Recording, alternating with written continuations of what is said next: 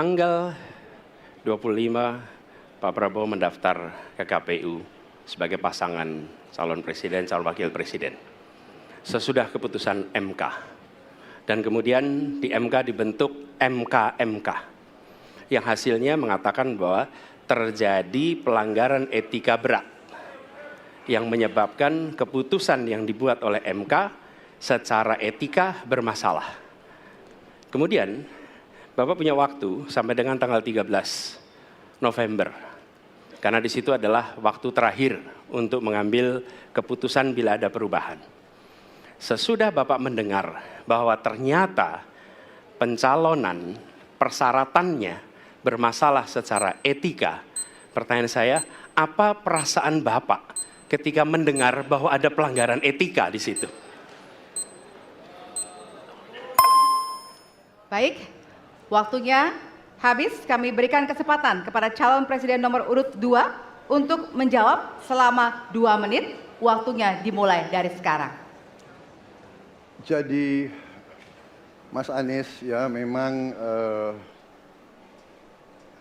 suatu perkembangan politik itu ada beberapa segi perspektif ya. Jadi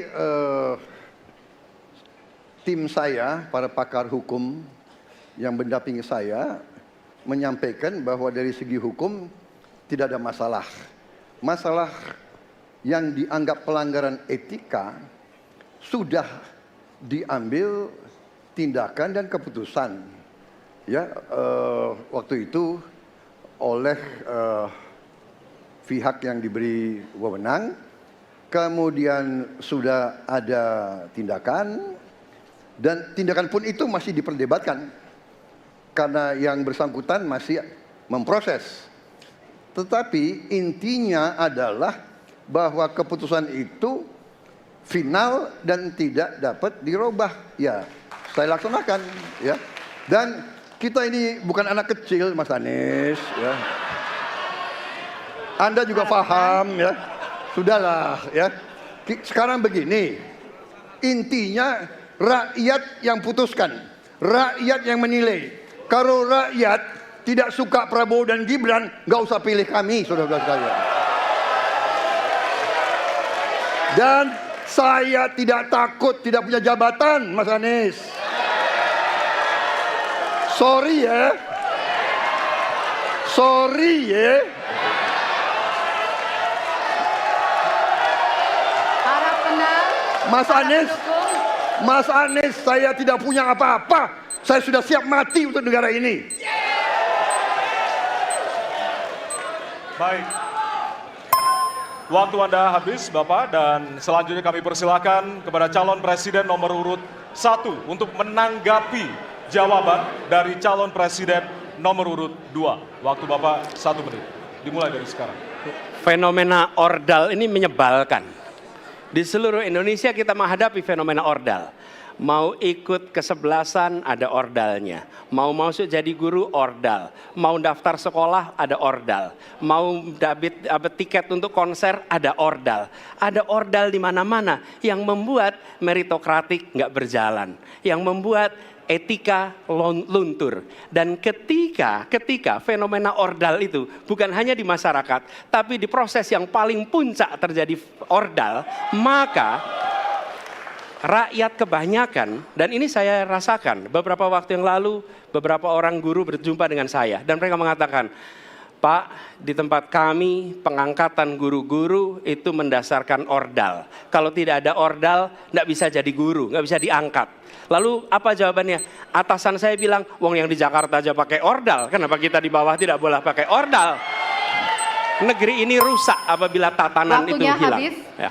Sekarang kami berikan kesempatan kepada calon presiden nomor urut 2 untuk menanggapi tanggapan dari calon presiden nomor urut 1. Waktunya 1 menit dari sekarang. Mas Anies. Dalam demokrasi, kekuasaan tertinggi ada di rakyat. Hakim yang tertinggi adalah rakyat.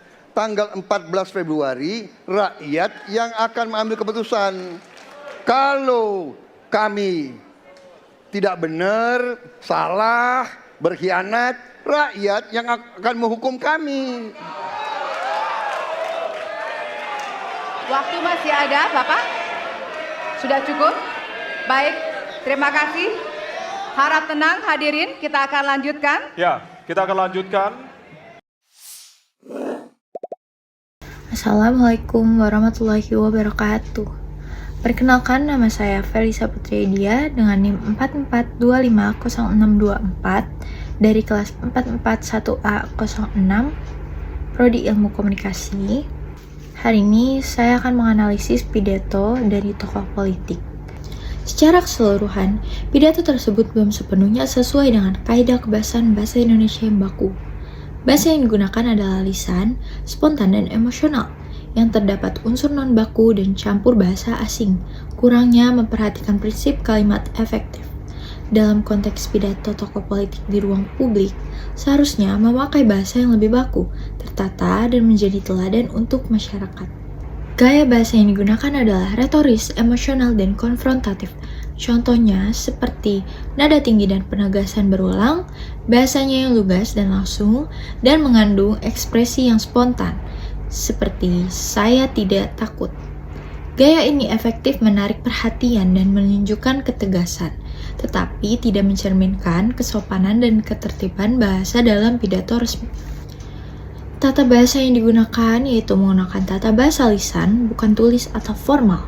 Struktur kalimatnya yang tidak lengkap dan tidak sistematis, dan minim penggunaan kalimat majemuk yang tertata. Tata bahasa lisan sah dalam komunikasi informal, namun kurang sesuai untuk pidato tokoh politik yang bersifat nasional dan resmi. Penggunaan kata kerjanya didominasi seperti takut, berjuang, mengabdi, dan mengalami. Penggunaan kata kerja aktif sudah tepat karena menegaskan tindakan dan sikap, namun kurang diimbangi dengan variasi struktur kalimat sehingga terkesan repetitif. Baik digunakan kalimat deklaratif, misalnya, saya tidak takut tidak punya jabatan. Kalimat deklaratif sudah sesuai dengan fungsinya sebagai pernyataan sikap. Akan tetapi, pengulangan berlebihan mengurangi keefektifan kalimat menurut kaidah kebahasaan Indonesia. Kalimat persuasifnya digunakan untuk meyakinkan publik tentang ketulusan niatnya dan membangun citra serta keberanian dalam pengabdian. Secara fungsi, persuasif sudah berhasil, namun secara kebahasaan kurang halus dan kurang terstruktur, sehingga lebih menonjolkan emosi daripada argumentasi yang logis. Dalam video tersebut, kata sifat yang sering muncul yaitu takut, gentar, dan siap. Takut dalam bentuk penyangkalan, gentar makna yang dinegasikan, dan siap yang tersirat. Penggunaan kata sifat efektif untuk membangun citra diri, tetapi pilihan katanya terbatas dan berulang, sehingga kurang terlihat secara kebahasaan. Keterangan waktu dan tempat. Keterangan waktu bersifat umum dan tidak spesifik. Contoh, sudah lama atau berkali-kali. Keterangan tempat tidak disebutkan secara eksplisit.